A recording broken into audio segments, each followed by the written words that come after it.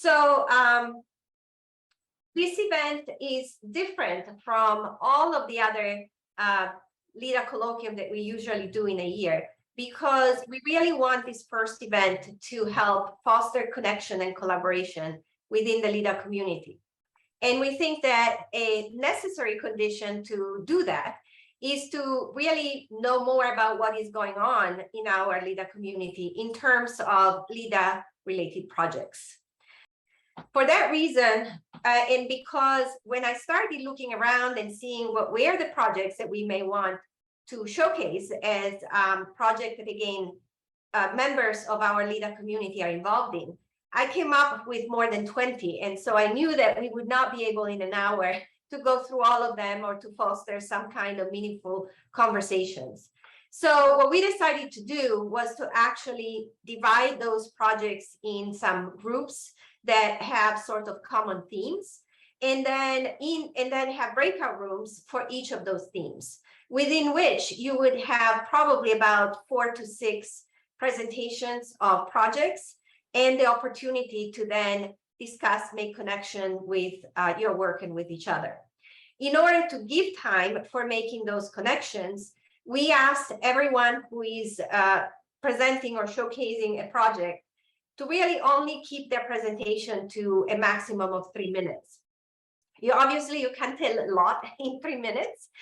So what we have asked everyone is really to focus on a very, very brief introduction to the overview of their project, but keep in mind, again, this goal of making connections. And so we've asked everyone to sort of share anything that may be happening this year that could be an opportunity for collaboration or connection, and also to identify at least one question or one issue that you're struggling with, so that when we have then about 15 minutes in each group to do some more open discussion and conversation, we can come back to those questions and again, see how our collective wisdom can help us work through that. Because again, we will have so much going on in breakout rooms, we want to leave at the end, though, 5 to 10 minutes to have each facilitator report back key insights. And for that, I mean not summarizing the projects, but really what are some of the connections or new ideas that may have been generated in each of these breakout rooms. And then we have a brief ticket out the door for everyone. We want you to choose among these 5 topics the one that you may be most interested in learning about, or the one that is, again, closer to your work, even if it might not have been one of the projects showcased. So these 5 different themes are, the first one is about using technology in innovative way to support learning. So specific about, again, instructional kind of uses. The second group is going instead to share about different projects that we have that try to prepare teachers and faculty to either teach online or teach with digital technology. The third one looks more at the big picture, if you want, and thinking about how is it that digital technologies and developments and application of those may be changing how we think about higher education campuses and schools in terms of the mix of what can be done in person and online, and again, decisions that people may need to be making at this point. The fourth one is talking instead more of implication of artificial technology and related technologies to the future of work. And what we mean for that is, again, how is it that not only is changing work, but then is also changing how we need to prepare people for work, and therefore implications for education. And the final group is going to be instead focusing on how can we use digital technologies to create innovative instructional resources, open education resources or website or other kind of multimedia things that, again, can help us do this. Oops.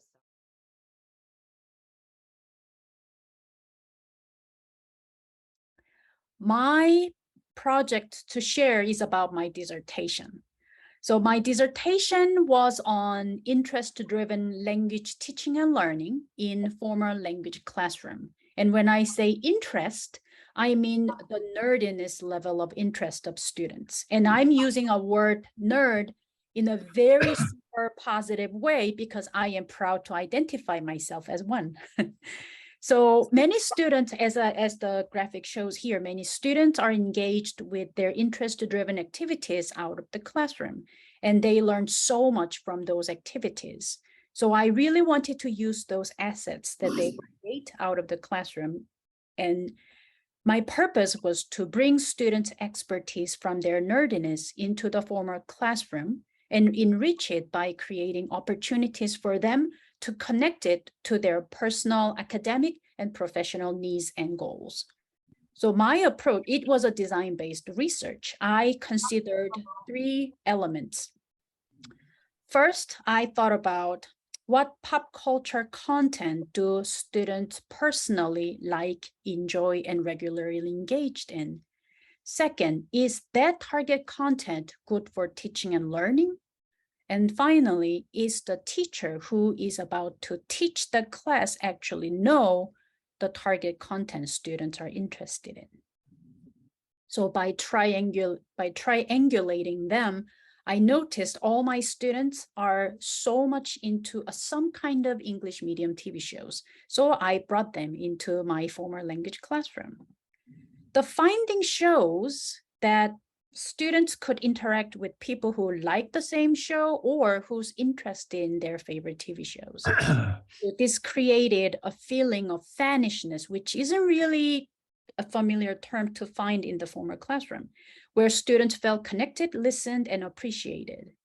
So they found the course very helpful for them to have a better engagement with their out-of-classroom TV show engagement.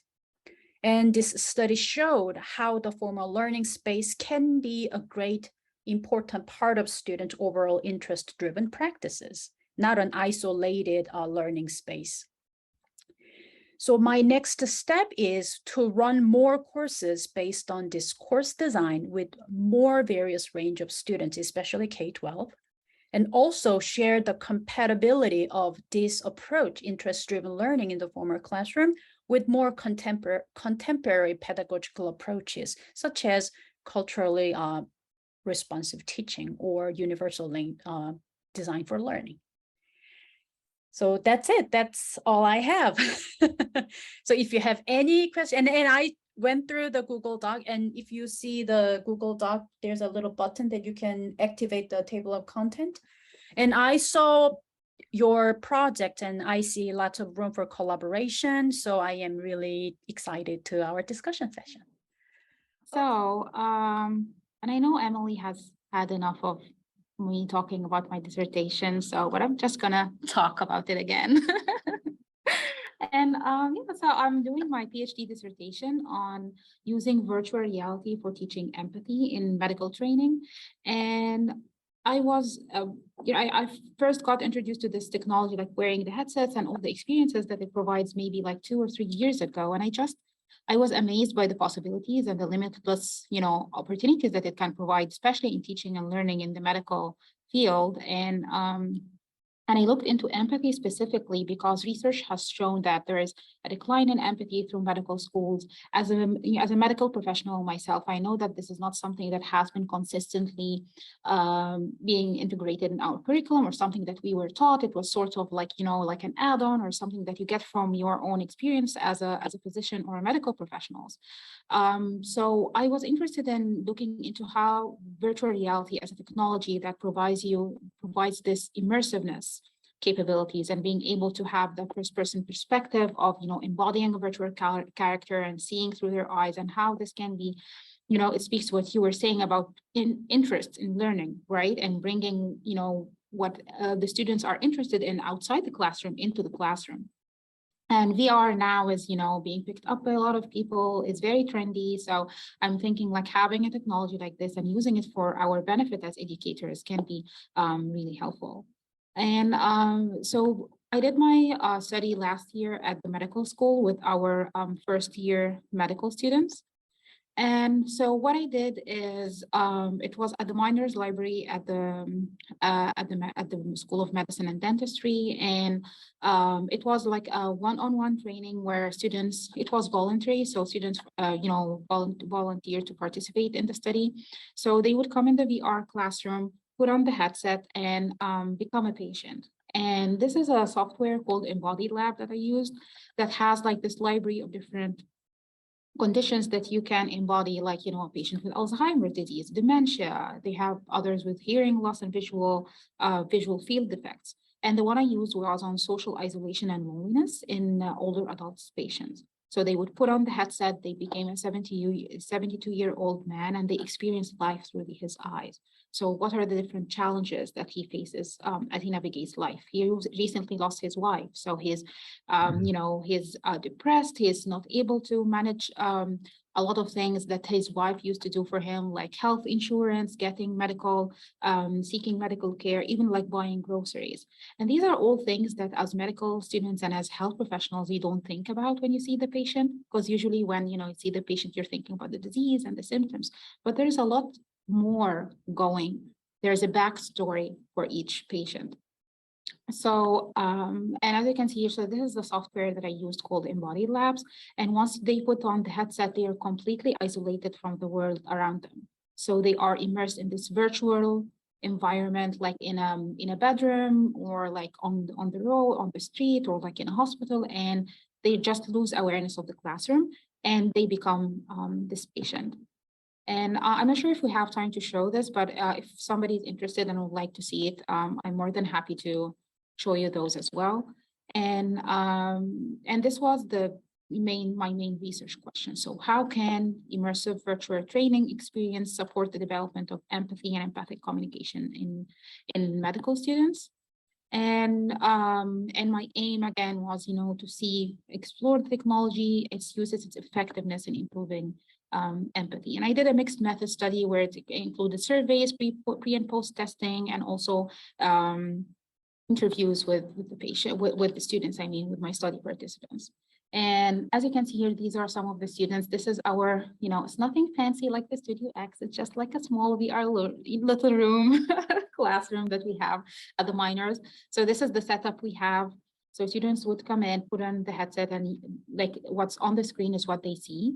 And if you look at the student in the middle, or like all the students, actually their hands is actually moving the virtual body. So it has also interactivity piece to it. So they have hands projected into the VR environment, and they can interact with objects and stuff like that. These are some of the main themes that I found. And so overall, the perceptions of the students were largely positive. The surveys, the pre-post survey showed us an increase in their empathy levels. And all the students, recommended its integration in their medical curriculum, or having some sort of training like that in their medical training. So I'm really happy with how everything turned out with this. I'm in the final stretch of my dissertation, hopefully within a few months. We'll do the defense, but yeah, I'm excited, and I'm hoping I can continue to do this work. And also I would like to mention that Studio X has been a great help in this, and I've been lucky enough to have them launch their project at the same time that I'm working. So it was like a really nice collaboration, and I couldn't have done it without them. So thank you, Emily, for just allowing me into your facility and being so helpful with that. And yeah. Yep. All right, I'm going to try to do this pitch really fast. So my research project, but a resource that we have for you on campus. So what is Studio X? Well, that's a place to start. So we're the hub for extended reality at University of Rochester, and our goal is to foster a community of cross-disciplinary collaboration, exploration, and peer-to-peer learning that lowers barriers to entry, inspires experimentation, and drives innovative research and teaching in XR. So in short, all of that means that we provide access. We provide access to space, to different types of spacing, space to facilitate XR work, and that can be from group study rooms to high-end workstations. We provide access to technology. We lend a variety of XR technologies. We have VR and MR headsets, 3D scanners, 360 cameras, 360 audio devices, and more. And much of this equipment can be taken out of the library. So you can go to our website, click on equipment, reserve the equipment. You can also just stop by and try out the headsets. We have staff who can help you with that, which gets to our third thing, which is expertise. So we have XR specialists who staff the space. Riham has come and worked with some of our specialists before to get familiar with some of the different headsets and the possibilities for them.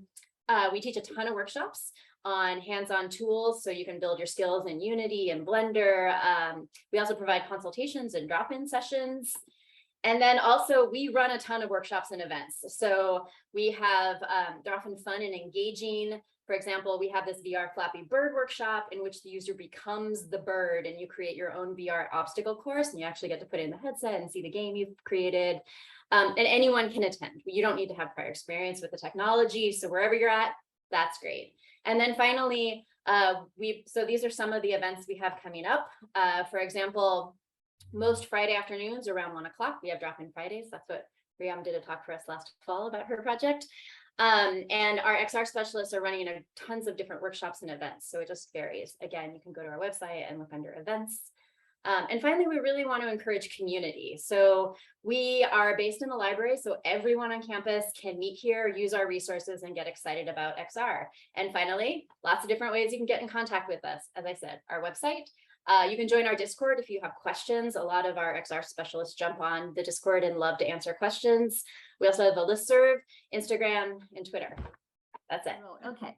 All right. So because I've been finishing writing my dissertation, so I haven't really prepared a PowerPoint yet, but I did prepare an image of the research context of my dissertation study. So as you can see in the brief introduction in our Google document, my dissertation study focuses on exploring what kind of language learning opportunities can online out of school K-12 learning experiences provide to EFL learners in China. And this is a mixed method study. So I collected both a large amount of quantitative data, which were around, I would say, 1,000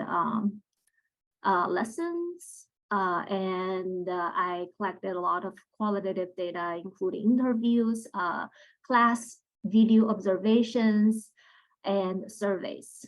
So I explored this topic from 3 different angles.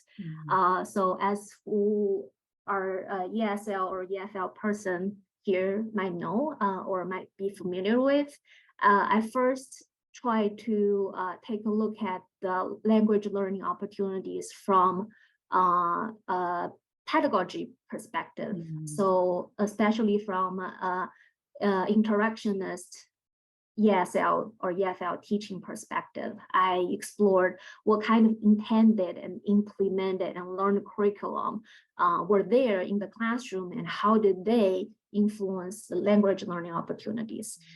Because this is online class, I also investigated language learning opportunities provided from the perspectives of online interactions. So I observed multiple types of online interactions, mainly the teacher students, the teacher interface, and the student interface. So I identified a lot of interesting patterns, and I identified a lot of interesting language opportunities that might be harder to achieve in the face-to-face classroom. And thirdly, I also studied this topic from considering the contextual factors, because as you can see, in order to make this study, or in order to make this kind of classroom happen, you need to have the online learning platform ready, and then you have to have support from their parents, and so on. So those are the contextual factors that I explored.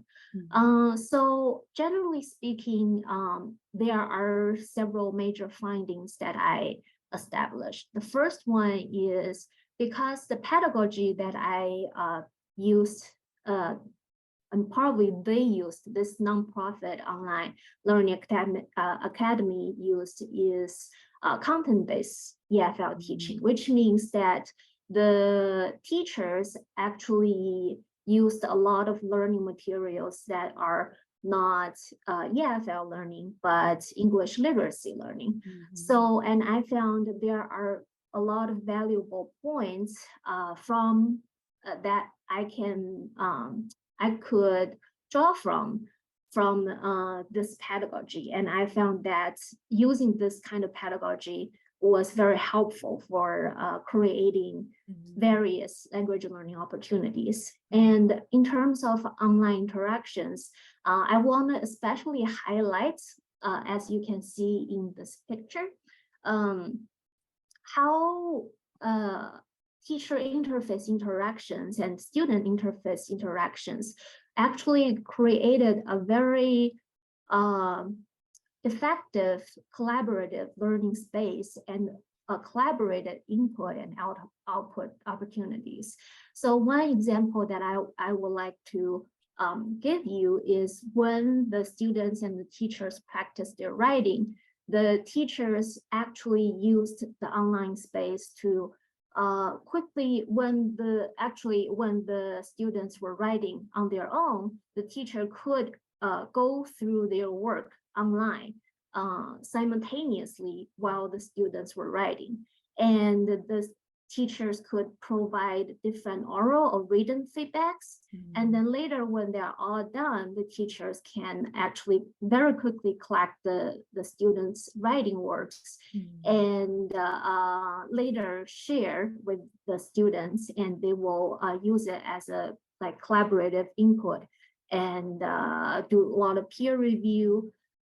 So that was very, I found that was very interesting, especially compared to face-to-face EFL teaching and learning. And for the contextual factors, I found that one of the most prominent factor that made an impact was the teacher's personal teaching philosophy and how that could largely influence their interactions with the teaching materials and their interaction with the students in the classroom. So yeah, that was a very brief introduction of my dissertation study. Yes, great.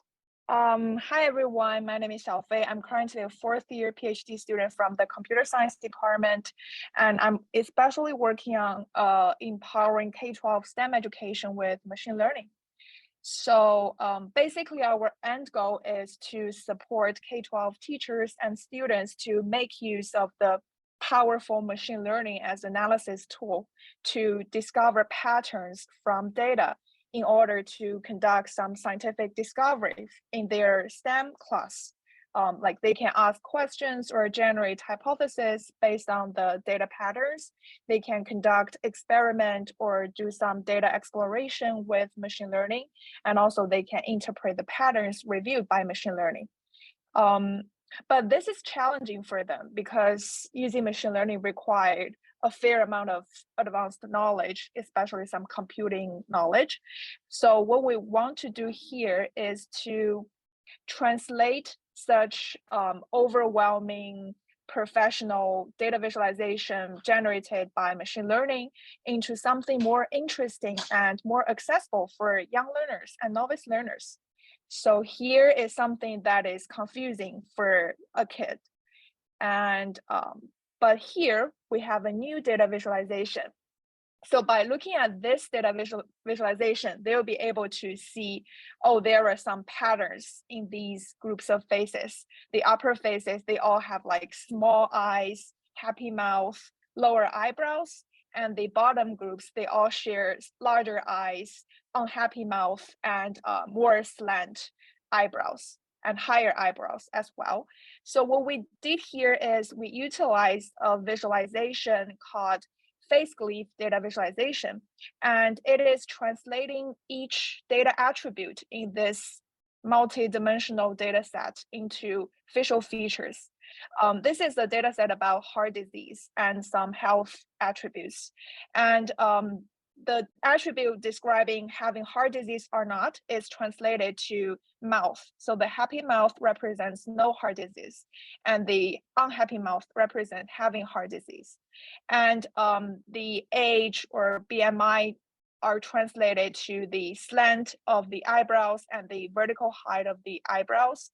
And the smoking history here is translated into the eye radius. So those like numeric data points are all translated to individual faces. And we can also like overlay these faces to see to review the group patterns of a group of data points more in a more obvious and revealing way. And yes, so we already have this system ready, and this is like the very basic design involved in the system. And we did some like empirical study with both high school and middle schoolers and also K-12 STEM teachers, and found some potential pedagogic benefit of utilizing such visualization to support using machine learning in a more effective way in K-12 STEM classroom, so that they can both understand machine learning and also make use of it to analyze data, analyze real world data to make sense of science knowledge. And yes, so that's the basic idea of my research, and we're looking for like teacher, educator to collaborate with to co-design more like new design features in the system and improve the existing design. And thank you so much.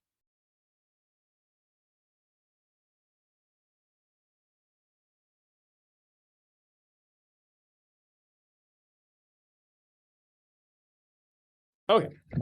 Yes, because I have to have my disclaimer that what I'm about to present is funded by the National Science Foundation. Two project award numbers, 1758243 and 215092. Any opinions, findings, and conclusions or recommendations expressed in what I'm about to share do not reflect the views of the National Science Foundation, or those of they belong to me. Let's put that. Yeah, so I am sharing out two of our projects. We're in our 5th year of developing STEM master teachers to lead digitally conversions in K-12. So we're in our final year of that work. The teachers there are working, they're experienced teachers at this point, have been in the field probably most of them over 10 years, are now working on change projects and leading some type of change in their districts. But we are recently funded, starting October 1st, we have a new Noyce MTF project launching, developing digitally rich urban teachers. Here we've expanded a little bit more, and not only are we interested in digitally rich teaching and learning, but we're also adding in belonging, access, justice, equity, diversity, which we have the fun acronym Be-A-JEDI for that project. Best acronym ever, by the way. There are like so many acronyms out there. This is top five acronyms. For a STEM project, it is phenomenal. Yep. All right. That's exactly right. So I'm going to combine these two projects, the digitally rich component and how we sort of think about things. One is we think about how do we structure the learning environment. So we work closely with teachers thinking about the tools they use. How do they convey content? How do you differentiate instruction, assess learning? That's a lot of the teaching side of it. And then I love pushing teachers on this side. What is currently in the STEM curriculum and why? Right? Like get them to slow down, reflect on their current STEM. And then the second part, where are we headed as a society, right? What do we need to be aiming for in the STEM curriculum? And getting them to really see that and start to think about, why have we been teaching that way? And my favorite one is pushing Algebra 2 math teachers. Do we need to be teaching Algebra 2, or should we maybe be doing data science, right? And getting people to kind of slow down and reflect, because to me, this is really where we're going. And this is something I really emphasize with our Noyce teachers. Data's the heart of STEM is only increasing, right? So we can use that in our teaching side, but boy, it's becoming more and more important on the learning side. We need learners to be able to engage with this big data. And so we work on it. We're excited to have in our new project. We're going to spend the summer working with the earth science and earth environmental science. We're going to be building our own data loggers and deploying them around campus, and then deploying them at the Cummings Nature Center, having our teachers in that cohort collecting data and learning how to analyze big data sort of from the scratch up, right, from developing their own code to interpreting it. And we're kind of excited for that work to help us kind of emphasize this point here. So I will leave with some opportunities. Our current MTF project will be wrapping their change projects. These are year-long projects. They're trying to have a big impact, mostly in their districts.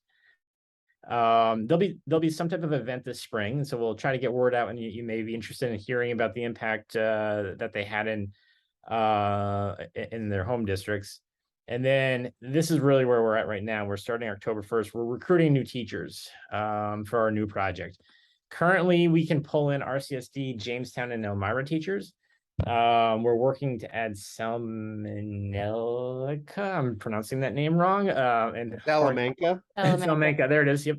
Hoping to add those two districts. So we can have a little bit more. We're a little bit worried about the numbers we get from Jamestown and Elmira. So my kind of the question I'll leave that you can all ponder and talk to me later about is, how can we structure a recruiting process that feels inclusive, encourages a diverse pool of STEM teachers to apply to the Noyce Be-A-JEDI project? Sure. Val's going to share what's on her screen, and I can start talking while she's doing that. So the work that we're doing is part of the RESET grant, which is a grant designed to provide teachers in the Southern Tier with professional development related to technology integration in ways that align with their sort of curricular and instructional needs, in ways that encourage, interactive and creative uses of technology, and in ways that reinforce higher order thinking. High leverage practice. So the high leverage practice framework is one that's really important to us in this project. We have ELA and social studies teachers between Val and myself, and then Zen and Kelly have science and math teachers amongst themselves. And what we're really trying to do is to help teachers practice with technology in ways where the amount of effort that they put into planning, instruction, et cetera, leverages a whole lot of learning and interaction among students. Like, one of the core ideas is that students' ideas, their thinking, their interactions, those are all social resources that make the curriculum and make teaching better. And if we can use technology to encourage those social resources, then we're using technology more effectively than we would be if it was just conveying content alone or what have you. So some of the high leverage practices that we have paid attention to include, encouraging discussion and discourse, eliciting students' thinking, encouraging new modes of feedback. And what we're trying to do is to encourage teachers to integrate technology tools into their practice that reinforce those high leverage teaching practices. The thing being leveraged is a lot of powerful learning. And so there are three elements of that work that we're doing with our teaching participants, and we're doing it all pretty much over Zoom in professional learning communities that we've built with ELA and social studies teachers together. Those three elements include explicit professional development around technology integration, classroom application of the things that they're working on, and then ongoing coaching that involves us engaging in questioning and offering resources and engaging in discourse with teachers around their learning goals related to the technology use. Val, I'm wondering if you want to cite any provide any specific examples of the things that our folks have done together, and or talk a little bit more about the sort of three gears of our process. So some of what we've done together is what's been great about this project is that it really does invite the teachers as learners to initiate a lot of their own learning and a lot of their own ideas. And I find that what happens is we've given them exposure to different tech tools, but they have pretty clear ideas on what they might want to try with technology. And then Kevin and I have become the ones that refocus them on student learning goals and on the idea of what blended learning can be. And it's that integration that I think they appreciate. And really, I think the PLC just provides a space. It's Kevin and I truly are facilitators in this space. They are collaborators with each other. It turns out that everyone, I think, in our PLC is in the same district. If not in the same building, in the same district, and they know things about each other's context that Kevin and I don't. And so I find that they are really good feedback partners for each other. And what we are doing is we kind of shape and guide the space, but they are really the leaders in the space for learning. Yeah, I would agree with that. Are we good with time, or do we want examples of some of the things that the teachers have done, or do we need to move on, Cyndi? How about 30 seconds? So I can give an example of one of the social studies teachers who's part of the group who wanted to spend last year focusing on how to use digital technologies to encourage students to actually dialogue with each other more around open-ended questions, to sort of facilitate discussion. So she used like Padlet type tools as a way of posing discussion questions and having students talk about things with each other, and also sort of digitally rich, discussion protocols to help students sort of engage in both written and verbal discussion with each other around open questions in class. I think before the project, she liked to tell students things more, and as a result of the work that we've been doing, she's encouraging students to actually engage in conversations with each other around the subject matter a bit more via the technology tools that she's using. And like Val said, we're trying to ensure that they're focused on the learning outcomes associated with not only technology tool use and content knowledge, but also discussion and the process, the learning processes they're engaged in. So. I'll go next. Great. I'm going to talk about something that came out of the pandemic. The online learning website existed prior to the pandemic. But what really happened right at the start of the pandemic, as we were preparing for what would happen during the pandemic, was the creation of this section called Teaching During Times of Disruption, which probably now should be more aptly named, best practices in online teaching or best practice in using digital tools. But if you have never seen this site, it basically included a lot of questions for faculty that said, how do I do this? How do I do this? How do I do that? Very common things that you would have normally done in class, and then take them to pages that have links to other websites, videos, handouts, things like that they could use as resources to learn how to use the tools that we support here at the university and use them for each of these different components. The other thing that has come out of the pandemic is obviously really early on in the pandemic, for each of those components that we wrote this component of the website for, we also did workshops on. And we continue to lead those workshops every semester. We stopped during the summer because we had done them for two years straight, from March 2020 through basically April of 22. And so this past summer, Eric and I took a break. And all of the different offerings are listed here if you go to this page. And the offerings that are still to come this fall are on here. And as long as people keep coming, we will continue to host these. That's the link to the website, with both the homepage that is there is the page that has the workshops. And if you missed a workshop, you could go backwards in time and see the slides for the workshop. Most of the workshops have potentially an old recording from back in 2020, because then we did videos of all of the workshops back from then, but we haven't recorded them since. If there's a change in how things work, it would not be in the videos, but it would be in the new slides. That's one of the things that the use of technology by our faculty here has increased dramatically.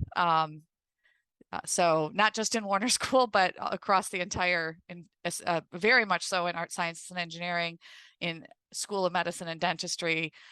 So supporting that has been an interesting change. It's been good. It's been a good change. That was two of the three things on the list, Cyndi. The third thing is just the fact that as part of the there's an advanced certificate in online teaching that exists for students. However, faculty are welcome to take that as well. There's nothing that prevents a faculty member from taking those courses and obtaining that certificate if you want that credential in online teaching. It consists of 3 required courses: online teaching and learning, which I teach, designing online courses, which Eric teaches, the practicum in online teaching, which we teach together, and then there's just two other courses that are part of that are electives for that. So, all right. So the T3 project is a partnership that we have with the Greater Southern Tier BOCES and Warner. And these are the districts that have participated so far. I think we're actually opening up some of this work to 21 different districts now to get people involved. So has quite an impact so far. And Keirah and Kelly, who are both here today, are also working as a part of that project. So I'm super excited. So we're going to hear from them if they have anything they want to share shortly too. The purpose of this was to start helping districts and teachers develop, implement, and share, to develop their understanding of what computer science, engineering, or educational technology is. So we have 3 actual different projects. The one that I'm working with is focused on digitally rich teaching practices and how we are leveraging technology to do that. The structure of our project activities is we start with a summer institute and we do 3 2.5-hour sessions, and then they have asynchronous work in between. And that's where they're really getting an introduction to the online teaching, those high leverage online teaching practices, and experiencing things as learners and experiencing a wide number of digital resources and kind of talking about the value of those.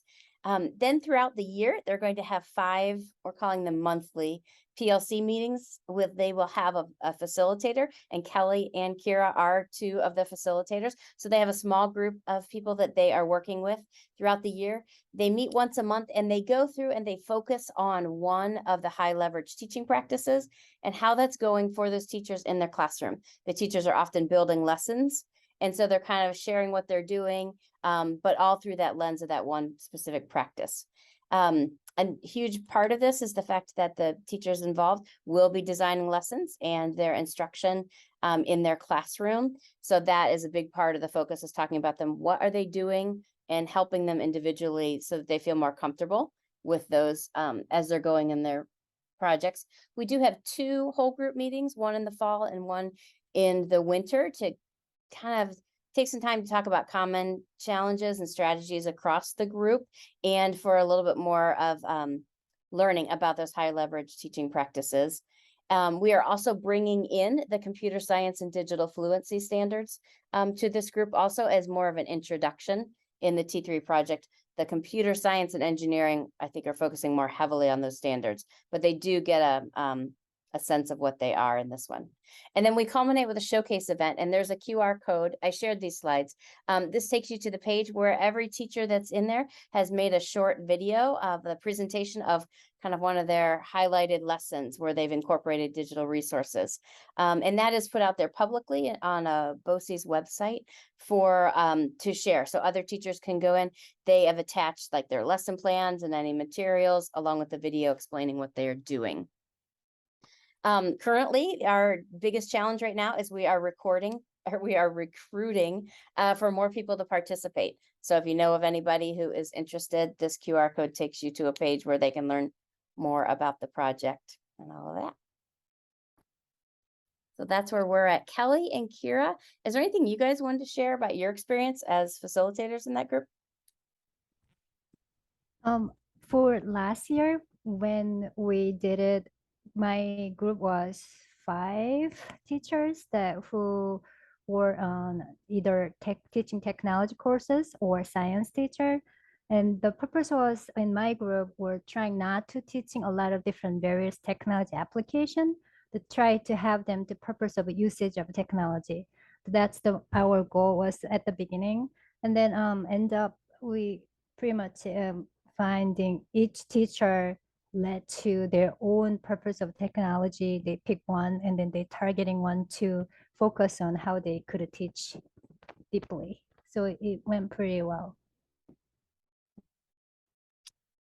Things seem to be going really well in the group that I have right now. They're all from the same school and they work together. And so a little bit like what Val was saying, like they're very valuable to each other to collaborate with, and they seem to be having a lot of fun playing with using the technology in their classroom. So I'm excited to continue to work with them.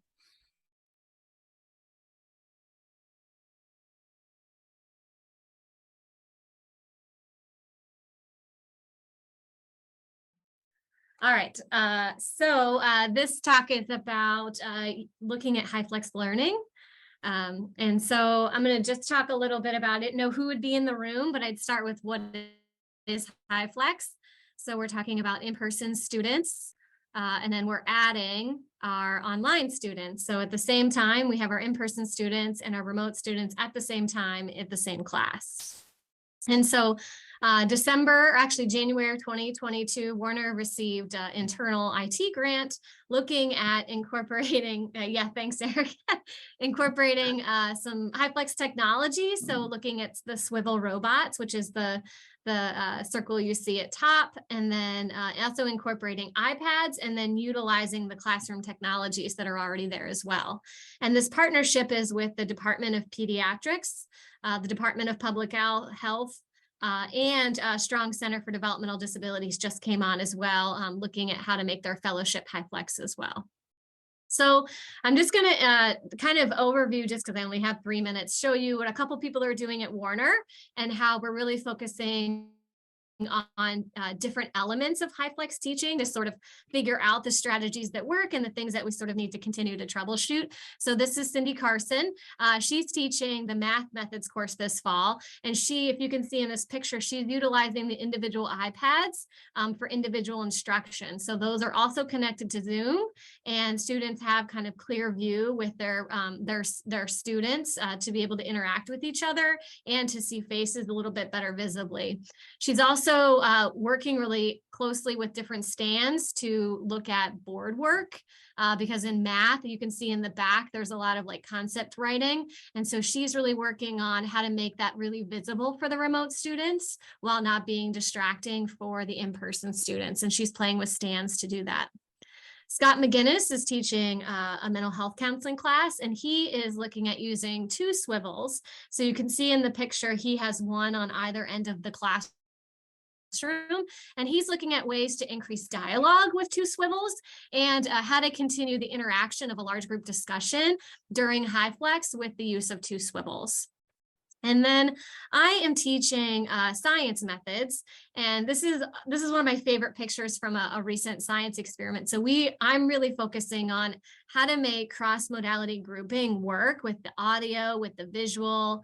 And so what you're seeing here is there was a cross-modality group doing a penny experiment, and they were having a competition about the pennies, and we were sort of all finished wrapping up, and we all came to see what they were doing. So you can see just some really nice little subtle things happening in the class, which is somebody's holding the iPad of a student to be able to view it. You see a student on the iPad from the group, and then you see other students taking videos that they are they're sharing on their, I don't know what it's called, but like kind of like the AirPod share. So they're all doing different ways of kind of interacting while we're doing cross-modality grouping. I'm also teaching the science, and I use a lot of experiments. So I sent home science kits, so the remote students have all of these same materials as we interact. Here's another picture just to give you a sense of what that cross-modality grouping looks like, the same experiment. And you can see they're really working with the materials that they have to make everything visible and be able to have those interactions with the remote students. And those are full-time remote students. They're remote for the entire class, the entire semester.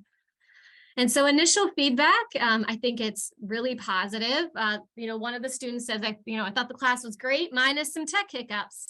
And that, can you hear me now with Zoom? But otherwise, I felt great. And then overall, I'm hearing a resounding, I have a lot of fun. I feel like I'm right there with my group. And so for the last minute, I thought I would show you, I'm collecting how are we learning? What's our aha moments in class? And so if you click on this link, you will see a Jamboard, and each of the pages every week of the class. And we don't have time to do it now, but if you did want to look today, you can see that there are subtle shifts happening in classroom community. So the first one's pretty basic. This one, you start to see names, you start to see people referencing groups. And then last week, you can start to see they're really making connections with one another. And this is all happening in a high flex space where there's 6 students remote and 7 students in person. So it's been a highly successful experience thus far. And so telling, but anyways, so I'm talking about the year 2 of the ACA grant, which I mentioned earlier in my introduction, is a grant from the New York State Department of Ed through Southern Tier BOCES. And so we're working with high school teachers. I'm working with a subset of facilitating a group of high school English teachers, but the group holistically is working with high school teachers, preparing these teachers to teach existing courses online for likely the first time. So most of the participants, they're very early in the experience of teaching online. It might even be their first experience. And so we're providing the professional development to support to help the teachers in this this development of the online course. So it's so much to tackle, and I know that the end part was supposed to be challenges. It's so much so much content that needs to be engaged with a meaningful way. And so I'll just lead with that. And we know from being at Warner and what the content is there with all of the courses that focus on these things. But we're working with these people who are full-time high school teachers, and then they're picking up a course, as an additional responsibility to teach online. And so we're trying to work with them to come to that deeper appreciation of affordances and limitations of synchronous sessions and asynchronous work. We're trying as much as possible to put the teachers in the experience as learner, and helping them become aware and articulate that awareness of what it takes to be a successful online learner. So we're, having them as the learners in these PD sessions, but then thinking about how that transfers to the experiences that they're creating for their own students as learners in their classrooms. We're also focusing on having the teachers become more effective at a set of high leverage online teaching practices that cut across subjects. So when we're all together at the beginning of these PD sessions, it's teachers from all different content areas. As the Zoom sessions continue, we break down into more specific and defined content areas. But we're starting the group all together just with, kind of broad representation of effective practices. We're working on tech tools. I was looking at the organization of the Zoom sessions, so much of what we're doing in this grant could fit into at least the first 3 Zoom sessions, thinking about different technologies and thinking about the other topics and working to develop those with the teacher participants.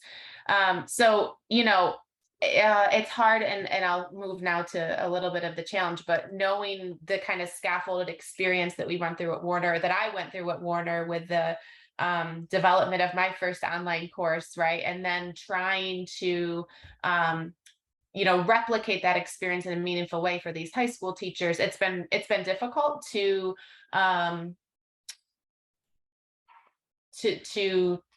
do that, to have that all and cover that all in a meaningful way when these teachers are, largely focused on their school day, right? They're teaching, and then this is kind of an extra thing. So I think that's a lot of the just the kind of the struggle of how can we give this the attention that it deserves. I don't know if I'm over on time, but no, you're just fine, Nikki. Okay.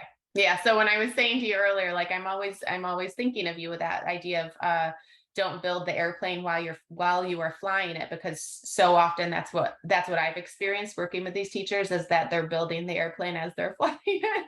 So it's really hard to think about like all these things you should be doing when it's just like survival mode, right? With regard to designing the course as they're teaching it, it's their first time. And so those are some of the challenges I think we're all facing with our PD sessions. And so just for overall too, we have kickoff institutes in the summer where we're all together for longer periods of time. And then we meet with the whole group once each month for an hour for what we call like a touch point or a checkpoint session, just to check in with all the teachers and to talk through any challenges and hopefully brainstorm any responses to those challenges that they're facing in the actual teaching of their course for college credit.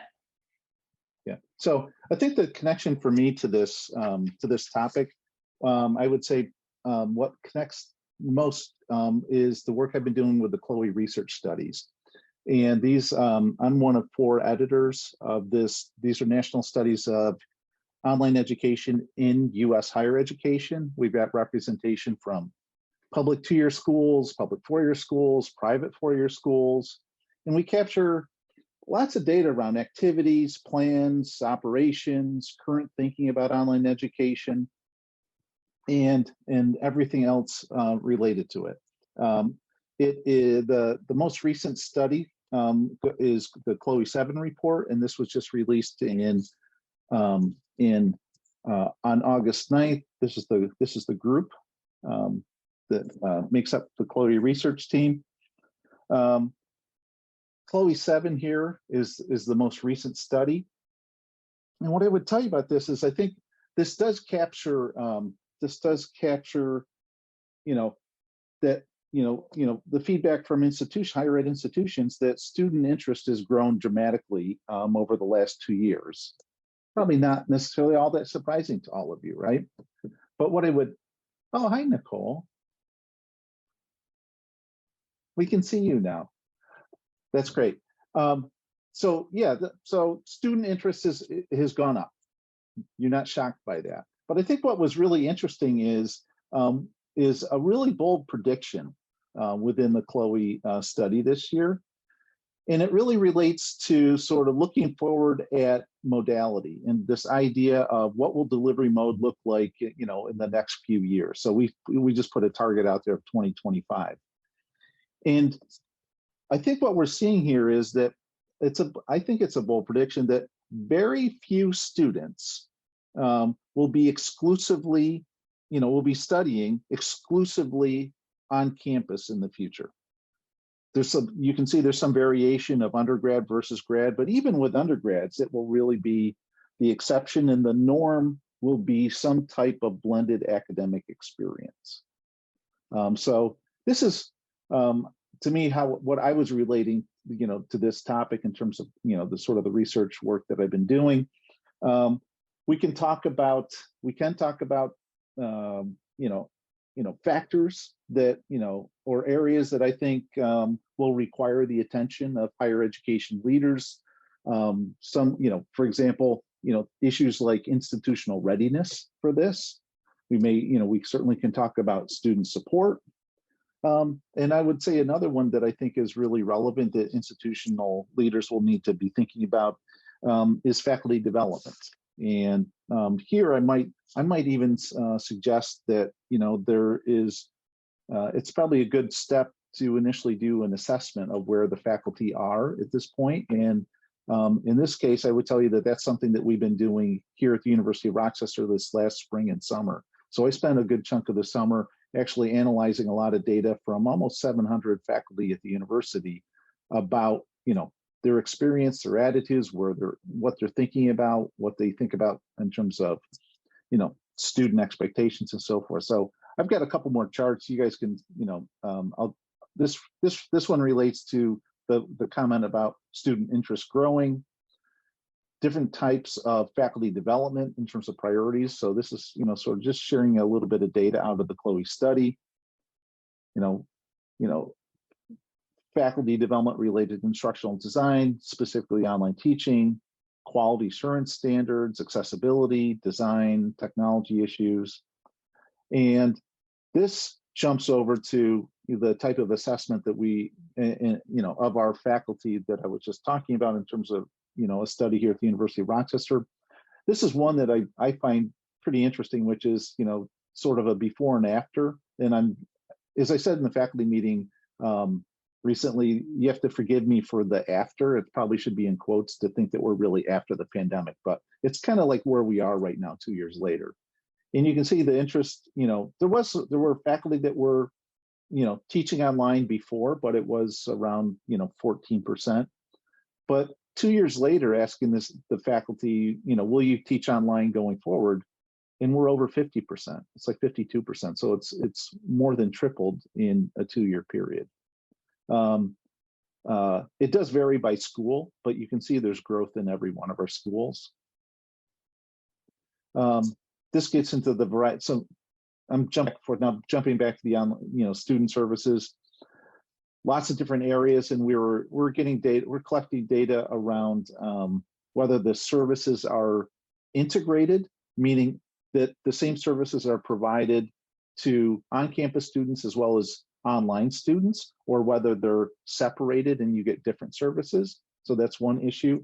And the other sort of dimension to this one was whether the services overall are centralized or not. So to summarize that, again, it's thinking about a bunch of things that a bunch of areas that higher ed leaders need to attend to and be thinking about as we move forward.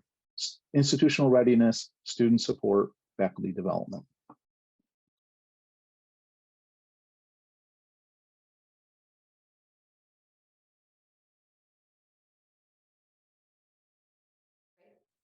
So this project is quite unusual because it's not really a specific project, but we realized that future work, which means, as I said, thinking about how technology, particularly artificial intelligence and related technologies, are changing the conditions that people work. And if they change what people do at work, they also change how we prepare them, and therefore has a lot of implication for education. This is actually also something that is very connected with, the NSF program called Future Work at the Human Technology Frontier that has been funding a number of projects that again pull together people that are expert in technology with people who are also expert in education, cognition, economics, and so on, to really think about that intersection. What we realized is when you do this kind of cross-disciplinary work, we're not prepared for that. And so we wanted to create a project that an infrastructure that would actually get teams together from all these different disciplines and really help them share their expertise and come together to do interdisciplinary projects. So there are a number of parts of the university that participated in that. And as I said, our goal was to develop these cross-disciplinary teams. And the focus of that, we realized, needed to be, first of all, understanding for particular domains, what is the technology impact, not only in today's work, but also potentially for the future. And then what are new technologies that have the potential to make a difference and we may want to participate in creating. And then finally, what are the training implications? This has both a research component, but also we really want to inform programs so that we are better preparing and supporting you of our students and alumni. And this has implication for the strategic plan. We have different working groups that are actually focused on different aspects of different, how can I say, domains. And we will talk actually just about a couple of those. But each of these groups can come together at some touch points that we are all doing via Zoom so that we can share our experiences and learning lessons. And we're also organizing some learning sessions that could be, again, helping with the cross-disciplinary expertise. Sorry, this is not what I wanted to share. So I'll stop here, actually. And I want to ask Nate, if you can say just a few words about the Higher Education Student Services group, so that people have a sense of how this group works. And then I will talk just a little bit more instead related to the artist technologies. I will talk about projects that have been funded by the National Science Foundation, which is really sort of one of the main goals that we are getting to, that we are trying to prepare to with these projects. Nate.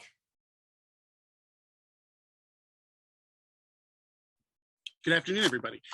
As Raffaella has noted, the future of work is a broader research agenda across the entire University of Rochester.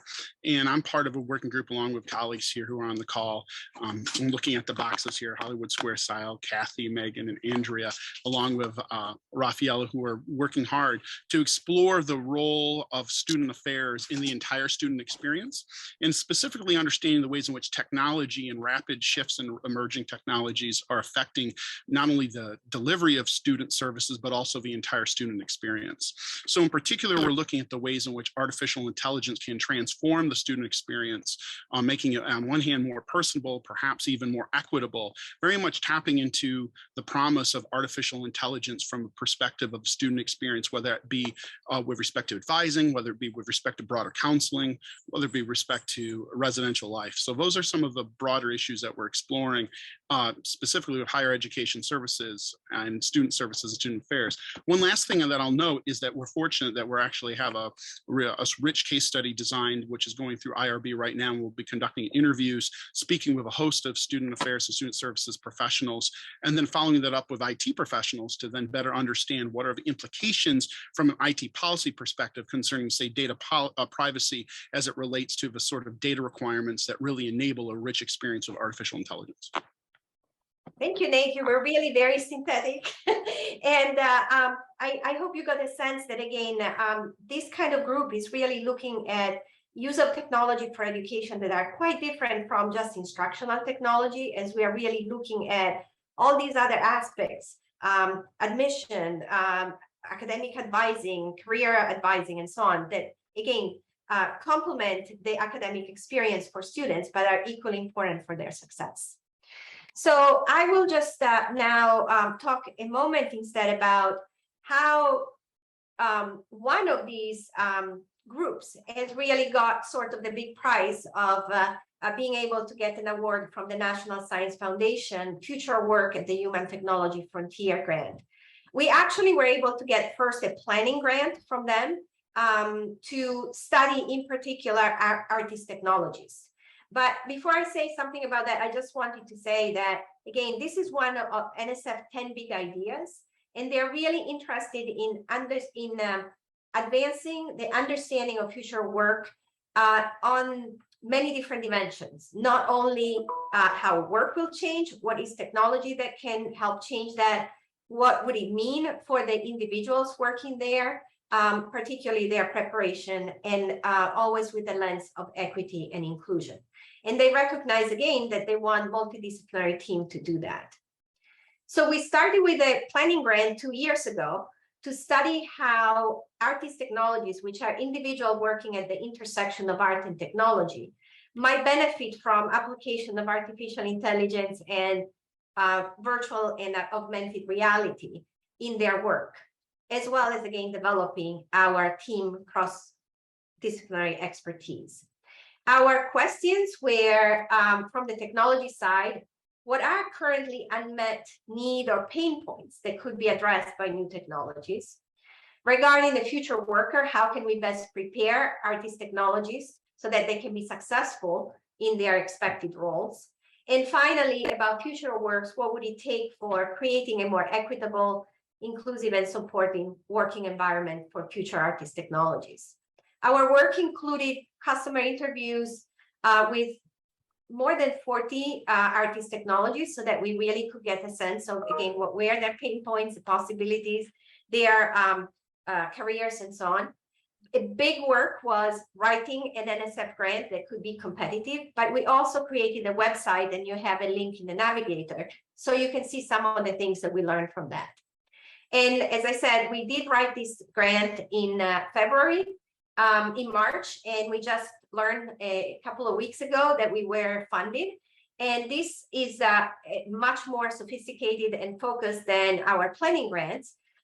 We are planning to develop an open access framework for music production that will enable artists and researchers to collaborate as they continue to develop and use AI-powered tools that can actually make the artists more independent in their work, less dependent on,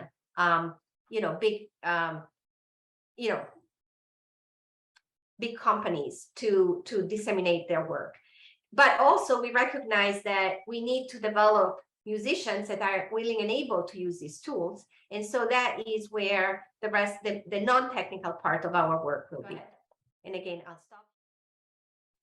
Hello, thanks so much for the invitation to present. I have a few things I'll share too. So when COVID hit, we built a fully virtual career transition training program for cybersecurity, really to promote additional pathways into the field, so that they can break into this really high demand, high paying career field that's really in need of different modes of thinking. And I just want to confirm, you can all see my slide. Yes. The slide show itself. Okay. So this is a feature that we had in our alumni magazine. This is one of our graduates who was a sanitation worker and now has a cybersecurity job after following our sort of training program. Here's another sort of student outcome. We are the home to the National Technical Institute of the Deaf, and we built a cohort that was entirely taught in American Sign Language. And since then, we've had blended cohorts, about 50-50, deaf and hearing. And so Grace, you see her featured here, is one of our grads from that ASL cohort, the deaf cohort. But it's a full-time program at 16 weeks or part-time at just over 30 weeks, all online. And it really is designed to be immersive, namely, when they sign up for the training, they start as if they're an intern in a managed cybersecurity services firm. So they're getting emails and help desk tickets and kind of the water cooler chat and so on of, hey, what's going on in the company? And there's noise and there's signal, and they have to figure out which is which and solve problems that are, sort of realistic IT problems to start, because we're not assuming that they have that background. And then they progress gradually into more security-focused problem solving. We built a corporate infrastructure specifically to support that. You can see it reflected in the image on the bottom right. Brickwall Cyber is the name of the simulated managed services company. And so they have an intranet that they navigate to receive and interact with all of these different training stimuli. And those include labs that are remoting into a colleague's desktop or to a client's server and setting up network configurations and like really doing cybersecurity for a role-playing either automated script, right? We have a lot of scheduled sends and so on, or a role-playing teacher's assistant who adopts the role of Wally from HR, who wants to change his desktop background to look like his grandkid's picture, or some other coworker, right? The one that just struggles with networking or whatever it is. And so they're helping out in this kind of role adoption from the TA and instructor side, as well as the learner side. So our outcomes, we've specialized in helping deaf and hard of hearing learners. And so there's a lot that we did to support accessibility for that population. And there's a high comorbidity of visual impairment with the hearing impairment, which I didn't know until I started doing this, but we've adapted our curriculum to be maximally accessible to those populations in particular. Even without the deaf learners, we're still at about 60% diverse, and these numbers are about 80% now with our most recent cohort we launched last week. Really high diversity, and there's a lot of things. That means a lot of things, right? Ability, ethnicity, race, gender, so on. But when we started looking at outcomes, we've been doing this now for almost 2 years, and we noticed a stark difference between the disabled the hearing impaired grads and the hearing grads, and also between a few different diversity categories. Maybe we don't have strong signals there, but definitely we do in the deaf learners. And so this all led to us creating an apprenticeship program that follows on from this and gives them real world work in a lab that we run at RIT, doing real cybersecurity engagements. So anyway, this apprenticeship program allows them to build portfolio of training experiences in the real world. So opportunities for collaboration you see listed here. We have a new staff position that's open as well, cyber range training director. I'll leave these up and let you take a quick look before closing my share screen. So I'll take over for a second, and we're kind of approaching it from the opposite side of the spectrum. And Gordy, feel free to jump in if I miss anything big. But we're going to describe, we've been working in collaboration with BOCES about the new New York State Computer Science and Digital Fluency Standards. So we're kind of interested in supporting teachers as they adopt these standards. Right now, the current state is they've been adopted by New York State, but they haven't been implemented. So we're working with schools to kind of build capacity with their teachers so that when they're officially implemented, the teachers have the skills, the tools, and some lessons already developed. So I want to describe the structure of how we've supported the teachers and some of our favorite lessons learned. So one of the best parts about these new computer science and digital fluency standards is it helps us answer the question we're supposed to be preparing students for what. So we've been hearing about what it's like in higher ed and career changing. Really, the K-12 education is where the exposure to the new AI, to technology, to the new ways of being start. And these standards better reflect students' lived experiences, and helping teachers make those connections has been really, really, really rewarding. So the grant broad picture is designed to be a 5-year grant. Each year we work with a new cohort of teachers, and we start with a summer institute experience. We have a 3-day summer institute where we get to do a deeper dive and really take the teachers into what these standards are saying. And we've done a focus on the impact of computing and computational thinking standards. There are other ones like ethics or cybersecurity, but those are the two that we thought were most cross-curricular, especially the impact of computing. If we take any skill, any job that we would normally do, computers have changed how we approach it. Even if not, they've given us new ways to do and think about it, and helping teachers make the connection for their students has been great. So that one has a lot of traction. And computational thinking is a really productive space to go. I'm biased as a recovering math teacher, but that's a side story.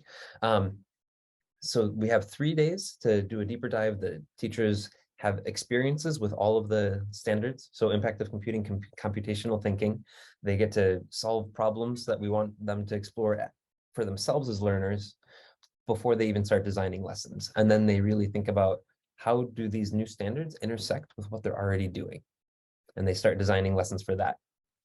So we have the 3 days to do that.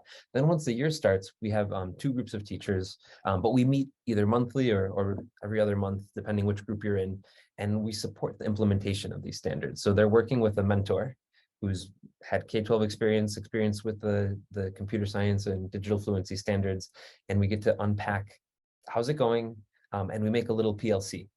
The teachers have really appreciated knowing that they're not the only ones implementing something new. And that's where we gain a lot of traction. And then the final point of the grant is in this year, it's going to be in March, but in whatever our last meeting is, kind of to close the year out, we have a showcase where the teachers share the lessons that they've tried. They share resources that they've learned. I'm going to park the website link in the chat in just a second. Gordy built a great website where we have the recordings of the teachers presenting on what they did, which standards that their lessons have connected to, instructional resources for other teachers to use and kind of modify and kind of implement in their classroom. And then, yeah, it's just a collection of by grade band. It's focused on K-8. Sorry, I'm getting the nod. I'm wrapping up. I think we can stop here, and actually, can I ask Gordy to just say a few words from his perspective, because he's the BOCES coordinator of this project. Oh, yeah, sure. Gordon put in the chat. Perfect. Thank you, Zen, and you articulated that grant and its purposes and what we're doing really well. Honestly, it's been a great partnership with the University of Rochester. the teachers are utilizing technology like swivels with the iPads to be able to share recordings of their teaching with their mentors, and the teachers have loved this. They really value the grant and being able to see how the standards are integrated into their teaching already at the K-8 level is where the focus is. So we've had a great experience partnering with the University of Rochester, and look forward to 2.5 more years of it. I just went ahead and shared a brief summary. So if you want a little bit more detail, but here we go for 2 minutes because I know Raffaella will keep us to time. I'm representing the work of a multidisciplinary team from University of Rochester, specifically the Warner School, and then RIT. And our group is exploring the future of higher education, particularly with respect to alternative delivery models of how post-secondary education might look. What are the emerging models? Interestingly, we were actually beginning the study in the fall of 2019 and presented at a technology conference in Toronto in October 2019. Naturally, due to the pandemic, a lot of these plans, things that we were thinking were very much in the future, very much became reality, even if it was within the guise of or under scope of emergency remote learning. I think the key things that I'd like to highlight about our project that I think are particularly exciting is that as we think about the future of higher education with future delivery models, you can view it from the perspective of the student. And number one, student or consumer, seeing what do they want and understanding and ascertaining the extent to which there's an appetite for online learning, alternative delivery models to residential education, whether it be living on campus, whether that be commuting, whether it be a 4-year institution or a 2-year institution. I think what's really exciting about this is that we had the natural experiment of everyone or so many K through 12 students experiencing emergency remote learning.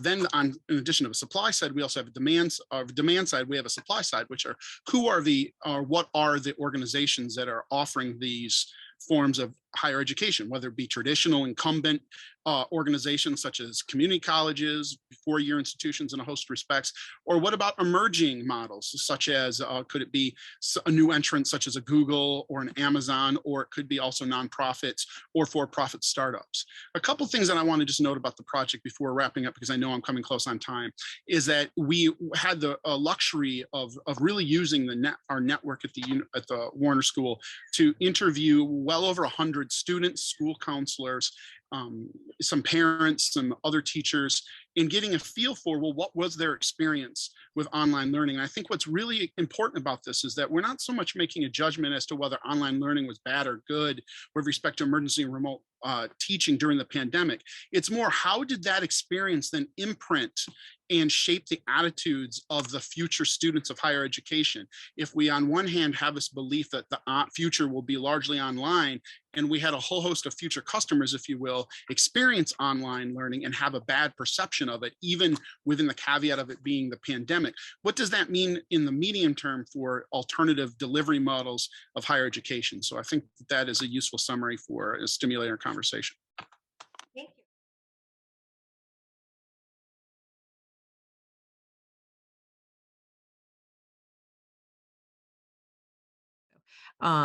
Hi, everyone. I'm going to share my screen so that I keep on. I think, are you looking at RCL Open Education, or are you looking at my home screen? Looks good, Eileen. Oh, good. Okay. So we're here to present about the River Campus Library's Open Education Grant. And I've cut out a whole lot of sort of extraneous things, but open educational resources, briefly, are course materials that can be freely used, remixed, and revised. So it's not just that they're open and free, but that people are allowed to modify them in some ways to use them for themselves. And this can be translations and things like that. So they're a free alternative to expensive textbooks. And there's an opportunity to engage students in course material creation through open pedagogy practices. What the River Campus Library has is 4 different tracks of grants, and the goal is to create equitable learning environment, to give library support in creating these, because we know sometimes people aren't sure about how to license and things like that, to empower students through more open pedagogy.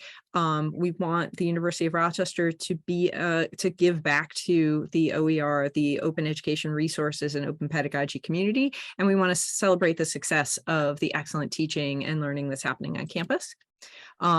Funded projects have to be about credit-bearing courses on the River campus, or they have to support impactful student learning and should be implemented within 2 academic years. We've got 4 different tracks. So the first 2 that are under $800, $200 and $800 is just if you already have material that you can license that material, or maybe you have it on the web, but you don't have a CC, a Creative Commons license, put one of those on. If you want to create videos or modules, so think smaller portions, more bite size. Track 3, redesigning a course, which you're going to hear about soon.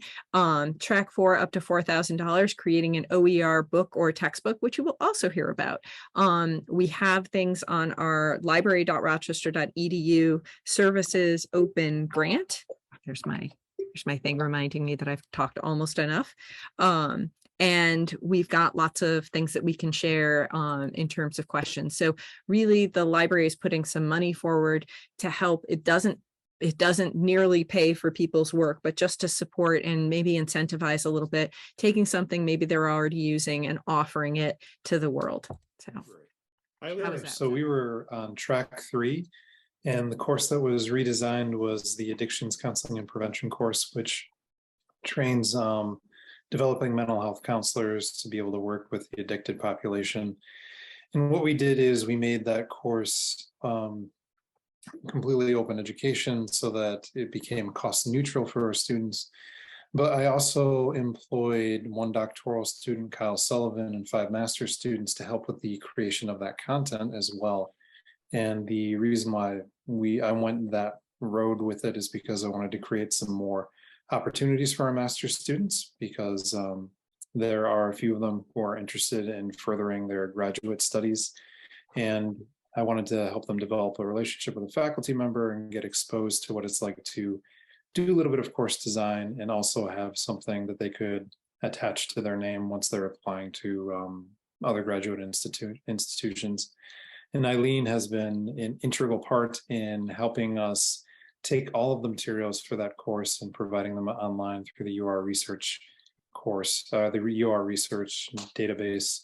So we are in the final stages of that, making all of that content accessible to other folks who are out there in the addiction world, whether they are, teaching middle school, high school, undergraduate education, people working in community mental health or addiction settings, medical settings. They can go in and take a lot of our content and be able to use it for psychoeducation and for other counseling needs. So that is my pitch in a nutshell there. And Scott, I forgot to do this with Eileen, but Eileen, you're on standby because I'm going to circle back to ask you these 2 questions. The other 2 questions and the prompts for conversation starters. So Scott, what are the key activities taking place in the coming year and any opportunities for collaboration? And then the follow-up question is 1 key challenge or question that you're wrestling with. So the activity that remains is consolidating that material, making it accessible, and being able to disseminate that work. We are very much in the final, stage 9 out of 10 per se with this project. So that is really what's going on right now. In terms of collaboration, for this particular project, I'm not sure that there's much left opportunity for collaboration, but I'm happy to work with other people and just share experiences if they want to chat about it or talk about anything that kind of went awry as we were designing this course and just the overall project. So happy to be a consultant in that role. Oh, that's terrific. Thank you, Scott. So such a wonderful project. And Eileen, if we can circle back to you, how about you? Sure. A key activity taking place in the coming year, and so your challenge wrestling with. So thank you. And I apologize. I I had that in the top of my head and then completely forgot. So key activities coming up, they're sort of two-part, as you know, Dave. We're doing the second part of your grant, and so there's a few things that are getting. So I will say both Scott and Dave are just lovely about being guinea pigs in some ways and being part of the trial. So one of the challenges for me personally is just working through some of the things like getting press books, getting an account, then having to change the account and things like that. So we are learning really quickly. So one of the activities that our group is doing is we have one of our new open education working group librarians doing the open education, Kim, I forgot what they call it, fellowship sort of thing. Anyway. Yeah, it's the Open Education Leadership Program through a national entity called Spark. So we're skilling up on that. One of our other key activities is trying to get. We had thought we would get a lot of people getting small grants. I want to take my video and make it open, and instead we got large grants. And so we're going to try to push really hard for those small things. Like it's pretty easy to put a CC license on existing material. We will help you do it. We will help you share it. So that's mostly, we don't have right now any other no big proposals, although our modern languages person is meeting with someone on Fridays. So we're trying to find that sweet spot between what can we assist with, how can we help, and also getting more materials out there. It's a new program, so we're and we do have sorry, Kim, White out. I've forgotten his first name. Andrew White from Chemical Engineering, who's got an open textbook that's living on a GitHub. So we're learning lots of things really quickly. We're a little overwhelmed in a good way. Yeah, I think, thank you. I'll quit there. But I will just add, we have a new year of grant monies and we don't have any submissions yet. So we're going to try and drum up business. And this forum is actually one of those ways, is to try and entice other people to get involved in OER. Oh, that's terrific. And it's been a wonderful project. And I think that's a good segue and lead in for my project. I just, hold on, I've got to get back. Somebody's moved me around in the document. There we go. Okay. So leveraging what Scott said, and just to kind of set a context, this notion of providing opportunities for students, that was one of the key things that came about with this OER project in collaboration with the library. Is there were already some existing materials, and my project has been in collaboration with Raffaella Borasi, and it comes from research that started back in around 2005, 2006 with the Kaufman Grant on entrepreneurship for the entire university. And Raffaella pulled together an entire research team, students, faculty, and I think there were some staff involved as well. And we studied, what do entrepreneurial educators look like? What do they do? What are their practices? What are the sorts of entrepreneurial mindsets that they have and develop across time? All that research was in place, and we've been using it very successfully across the past, well, 2005, so 17 years. And the course that is associated with that is Entrepreneurial Skills for Educators. And I know, Maminur, you've taken that course. And I've been teaching that course since 2012. So 10-year anniversary, 11-year anniversary, something like that. And we wanted to make the content. There was an unpublished manuscript that came out of the research, and we wanted to make that more readily accessible worldwide. And when this opportunity came up with the library, it's like, wow, this might be the ticket to do that. We tried publishing through traditional channels 17 years ago, 16, 17 years ago, and it just didn't gain any traction. And we didn't push it really hard. But as an open education resource, we could allow it to flow freely to other educators in entrepreneurial education space worldwide. The other opportunity that went along with that was providing an opportunity for students to have an opportunity with us to co-publish or publish their stories. One of the active activities in the course is for students to interview an entrepreneurial educator of their choice with a format that we've been using for years quite successfully.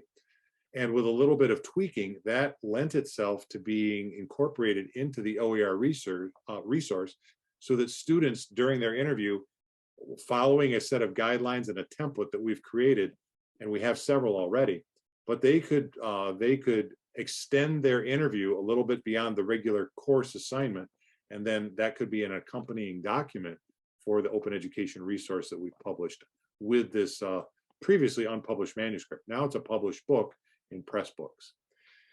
It was quite a bit of work to set that up. Eileen and Kim helped us immensely to set it up, and Jung Han was also involved in the project. And now we have a link to every chapter, to every subsection within every chapter. And as students are engaging with the activities in the book or in the course, those links become instrumental for all the work that they do. And eventually, and this is one of the challenges for the coming year, will be in spring and spring semester 2023 and summer A 2023. We will be soliciting more students to do this publication of their interview project. And then that will become one of the new open education resources within the bigger book that we have published on Press Books. So very exciting. A key challenge that we're wrestling with is developing a companion website where other educators around the world, they have access to the book right now. It's open education. We haven't pushed it, but once they have access to that, there's so many things that can be done in addition to. So we want to have this companion website that will link to it, and whether we put those within the book or publish it in some other way, but instructors and students will be able to go to these additional assignments, and it will be like instructors all over the world can build their own assignments based on the great work that we've done at the U of R. So that will be a big challenge, but also an opportunity for the coming year. And bullying is unfortunately very prevalent in many contexts that we live in our society. So we were approached to come up with some idea of how we could combat it. And a number of people were involved initially, quite a lot of people, because it came through Raffaella, and you know how she's such a collaborator, and as Dave said. So, oh dear, there's my cuckoo clock.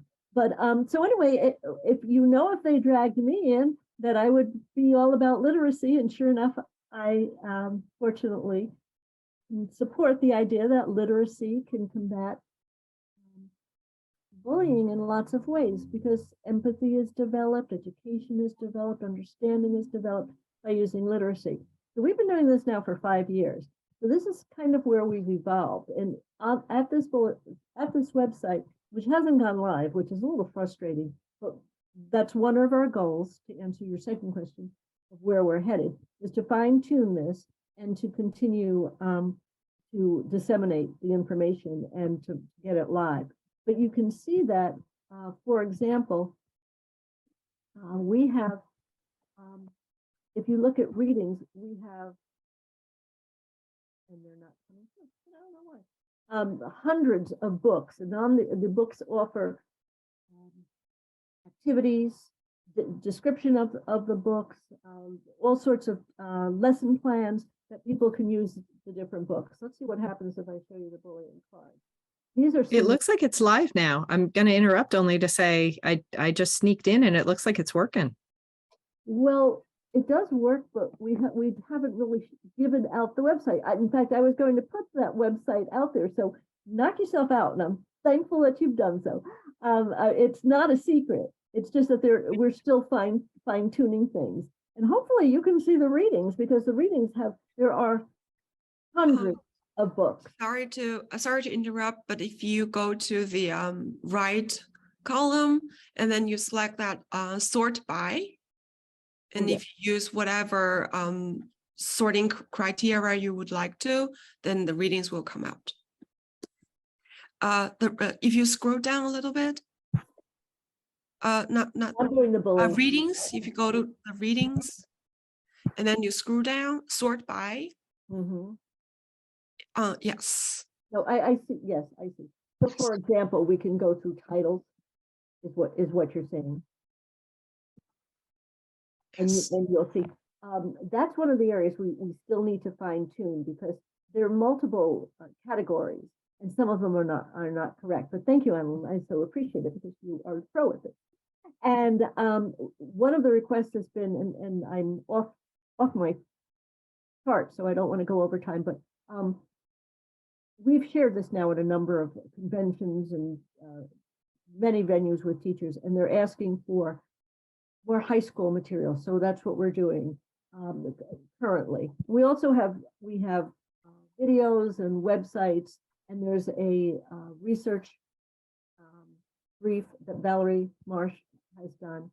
So what we're currently doing is we're really trying to fine tune this, get this live, disseminate it, publish off of it. And if anyone is interested in reading or sharing topics, books are coming out continually. So that this is one of those, it can never be totally up to date because there can always be more materials, fortunately.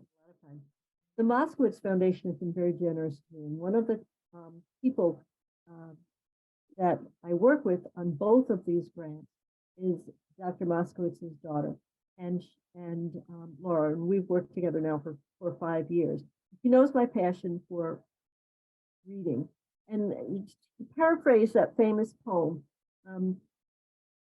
3 minutes. Oh, I'll go really fast. Readers are made on the laps of their caregivers. So the idea that literacy starts pre-birth, that babies in the womb hear sounds and develop language is really important. Getting the message out to read to babies is our mission. And we're still struggling we're working with the med school and maybe putting an app together with a website. Struggling because I think there might be other ideas. And Eileen, I'm thinking about you because we're thinking about videos, for example, that we could put in pediatric offices.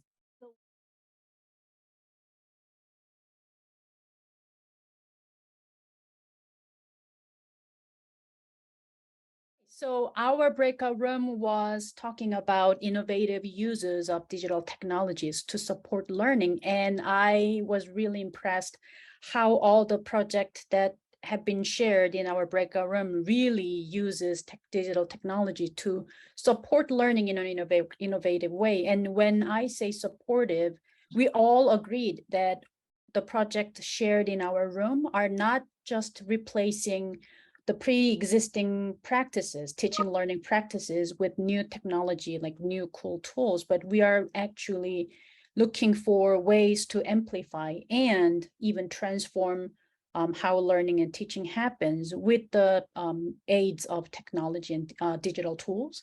So, and also we were all agreed that what our projects try to achieve is strongly grounded on theoretical and pedagogical purposes and grounding. So we have been very, and we made lots of like connections, like virtual reality. We had like 3-4 presenters who are working on who has like overlapping points.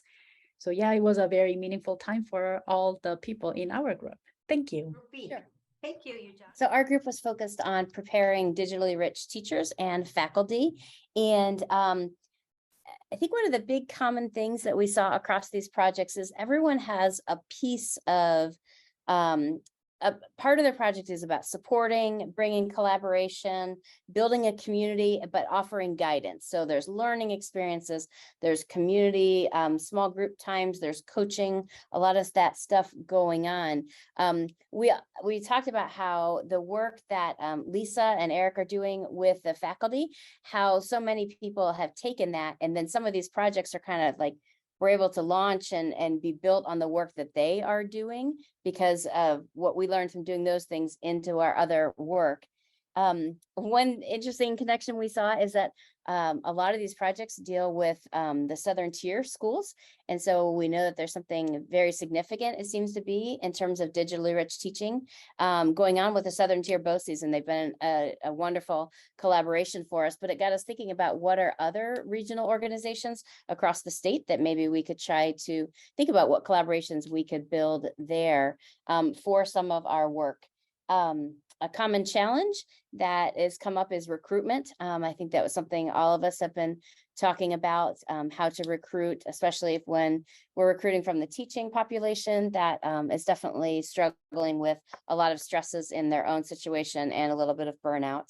But I think the most significant connection that we made across the projects was this idea of needing more collaboration between social studies and STEM. science and often social studies kind of gets left out of that. It seems to be STEM that focuses on the engineering, the mathematics, and the science, and how really connected the social studies and policy are, and that we should be trying to think about some collaborations on our projects for that. Hi, everyone. It's good to see everybody here today. And I'm going to start by saying we had the best group. We had the best breakout room group. Our topic related to, moving towards hybrid campuses and hybrid schools. And we had two really good presentations. And then we had my presentation as well. Let's see, Nikki did a very thoughtful job talking about, the ACA grant and some work in working with high school teachers in the Southern Tier, some of them teaching online for the first time and providing professional development to help that audience move forward. Kristen talked about high flex projects and, high flex meaning this creation of a effective and unified learning environment that includes people that are, physically located together, as well as bringing in and integrating people that are remote. And she did a thoughtful job walking us through that concept and then highlighting projects of her own, as well as from Cyndi Carson and from Scott McGinnis. So that was the second component. And I spoke about something called Chloe, and Chloe is it's the changing landscape of online education. It's a national research project of which I'm one of the 4 editors, and we do studies of, sort of the current state and projections related to, operations, planning, et cetera, pretty much any kind of initiative related to online education in U.S. higher education, and talked about the most recent report that was released just over a month ago that included both a combination of, something that's probably not surprising to all of you is that there's sort of anticipated, a growth and dramatic growth in terms of student interest in online education. But it also included a pretty bold prediction that, the majority, of institutions in the future in terms of working with students, that they will be, it'll be the sort of the exception that someone is like studying exclusively physically on campus, that there's more likely to be some type of blended experience of both face-to-face and online in their academic programs, both for undergraduates and graduates going forward. So that's hopefully a quick summary of our conversation. Thank you. Fourth one was the one I was facilitating about implication of AI, or more generally emerging technologies, on future work and education. It was really interesting that we had very diverse projects that were presented, from research projects to projects that were more about actually teaching these new technologies to people, and spanning also from K-12 to higher education to alternative programs.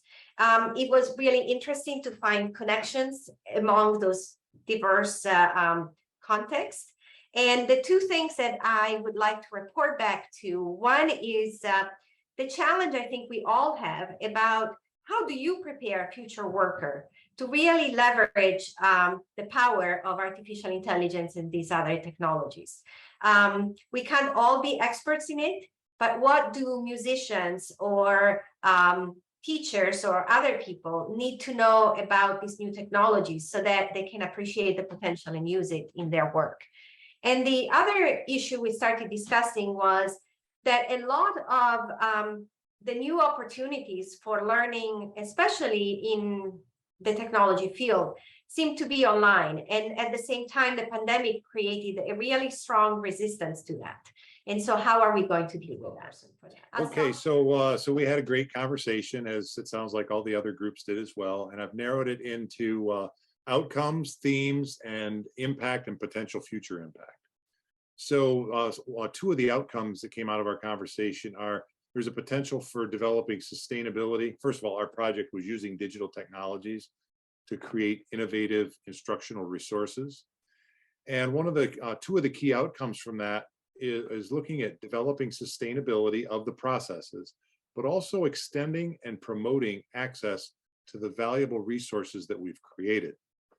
So that was part of the conversation.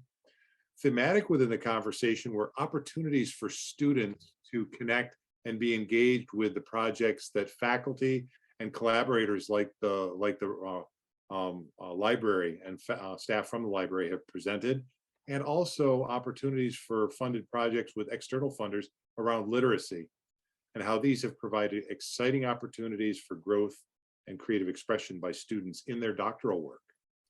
Also, some impacts with internal programs, collaborations between library and Warner, and between external funding and literacy projects around social emotional well-being and development of learners in K-12.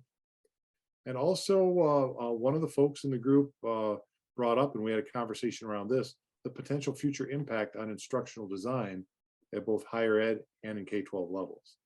So very rich and all connected with the various projects, the Open Education Resource project that emanated from the library, and 2 externally funded projects that Carol St. George has been involved in surrounding bullying and attenuating bullying, but also the impact of reading to babies and how that can impact development from a very, very young age. So exciting conversation.